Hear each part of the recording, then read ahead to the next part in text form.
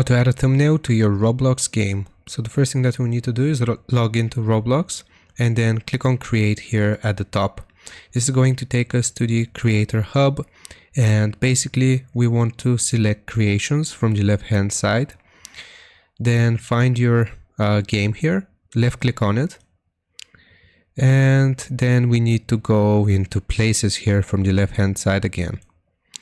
Now here just find your game and left click on it, and you should see the section for thumbnails on the left yet again.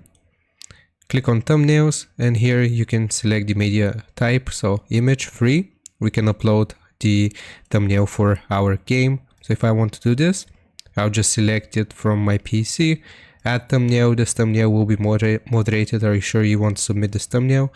Click on submit, and this should update your game thumbnail. So that's basically how you do it. Save the changes after you are done here, and that's how you do it. Hope this helps you out. Leave a like and sub, and I'll see you next time.